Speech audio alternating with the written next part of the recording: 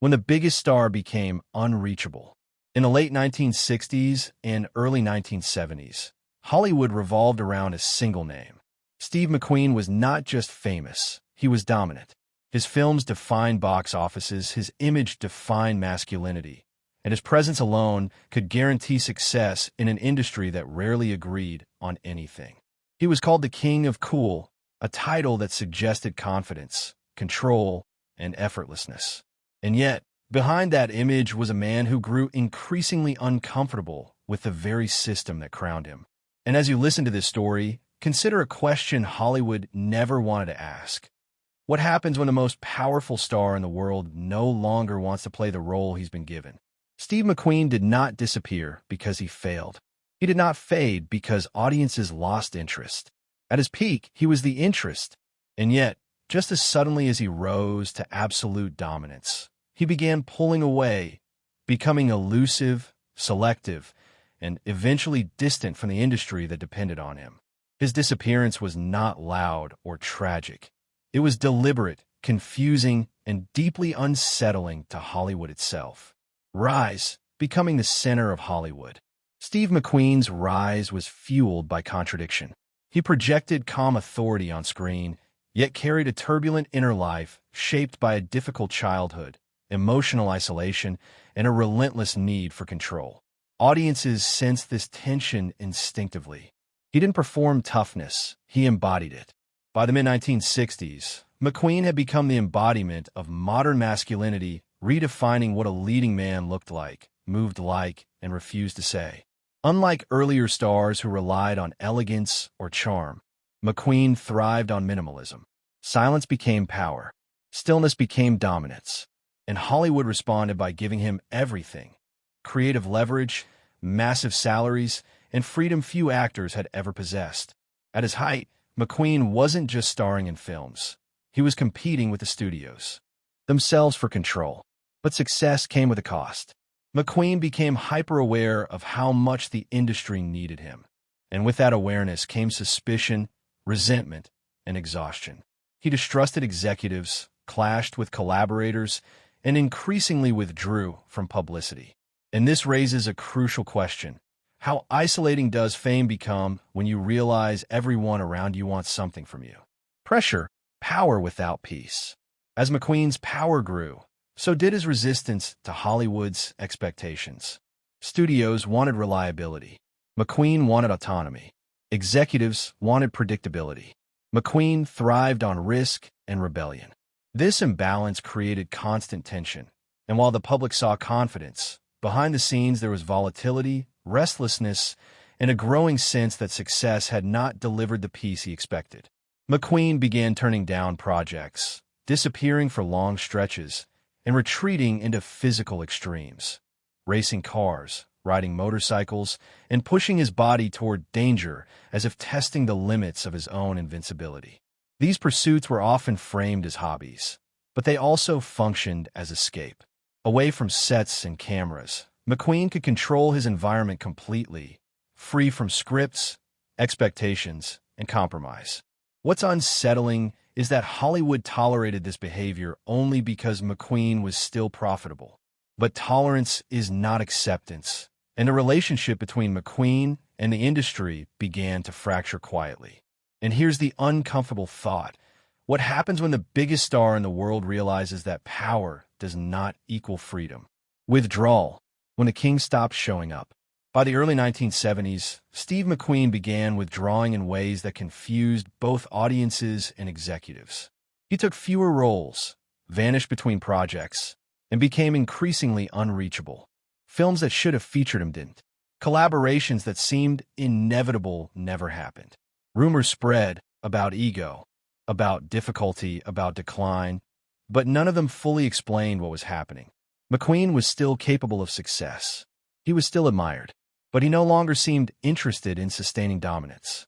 The very thing that made him Hollywood's most powerful star, his refusal to compromise, had turned inward, becoming refusal itself. And this is where his disappearance begins to feel unsettling, because it wasn't forced. It was chosen.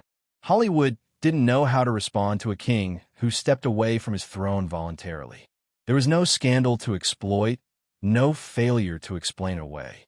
McQueen was still alive, still iconic, and yet increasingly absent. And that raises a final question for part one. What does it mean when the most visible man in Hollywood decides to become invisible? What happened after Steve McQueen stepped away?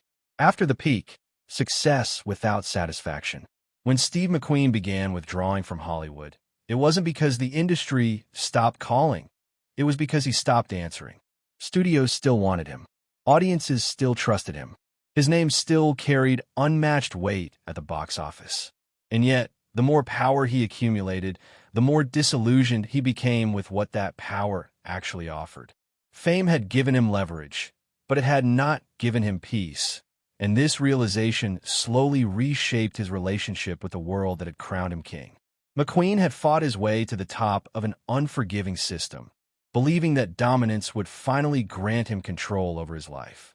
Instead, he discovered that visibility itself was a form of confinement.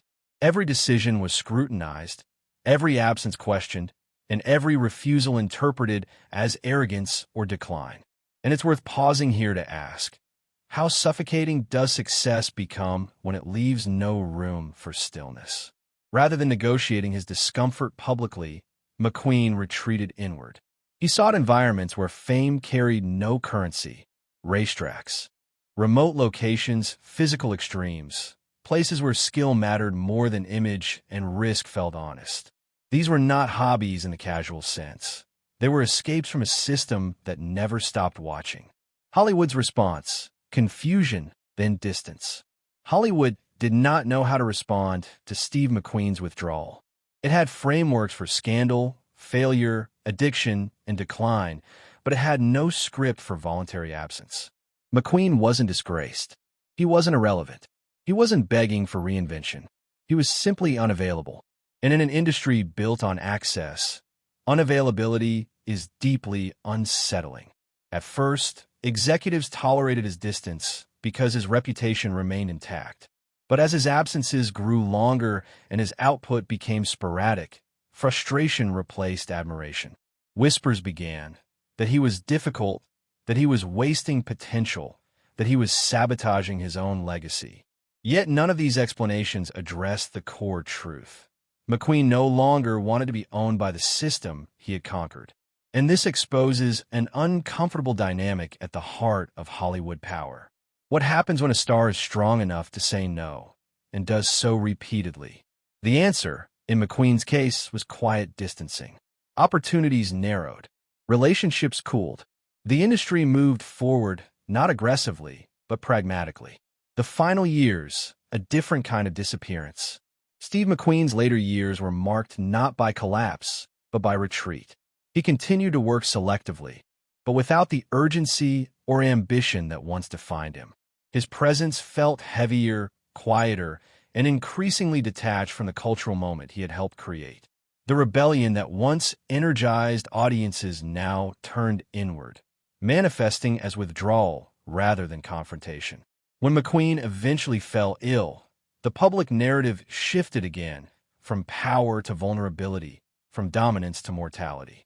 His death was framed as tragic, but tidy, allowing Hollywood to close the chapter neatly. And yet, something important was lost in that framing, because McQueen's disappearance had begun long before his life ended. He had been pulling away for years, stepping out of the spotlight while still capable of commanding it. This is what makes his story distinct. He did not vanish suddenly, nor was he erased by scandal or neglect. He faded by choice, gradually reducing his visibility until the world adjusted to his absence. And that leads to a haunting question. Is disappearing still disappearance if everyone sees it happening but doesn't stop it? What his disappearance reveals: masculinity, control, and cost. Steve McQueen's disappearance reveals something fundamental about fame in the 1960s and 70s, especially for men. He represented strength, independence, and control, yet his withdrawal exposes how fragile those ideals become under constant scrutiny. Masculinity was celebrated as long as it was productive, profitable, and compliant. The moment it sought autonomy, it became inconvenient. McQueen's life suggests that power within Hollywood was always conditional. It could be granted, expanded, and admired, but never truly owned. Even at his peak, McQueen existed within boundaries set by expectation, profit, and image. His disappearance was not rebellion in the dramatic sense, but resistance through refusal, the quiet decision to stop giving more than he could afford. Legacy: the king who refused the throne. Today, Steve McQueen is remembered as an icon, the king of cool, a symbol of effortless authority and cinematic confidence. What is often missing from that memory is the man who grew tired of the crown. His disappearance complicates his legend, revealing that dominance does not guarantee fulfillment and that control over others does not equal control over oneself. Unlike stars who burned out or were destroyed, McQueen stepped away while still powerful, exposing a truth Hollywood rarely admits. Sometimes the bravest act is not staying relevant, but choosing absence. His disappearance was not a failure of ambition, but a recognition of cost. Final reflection: when stepping away is the only way out. Steve McQueen did not disappear because he was forgotten. He disappeared because he refused to be consumed. In walking away from Hollywood Center, he challenged the idea that success must always be visible and that power must always be displayed. His story leaves us with a question that lingers far beyond the screen. What does it mean to win a system, only to realize the prize no longer matters? Sometimes disappearance isn't about losing everything. Sometimes it's about keeping what's left.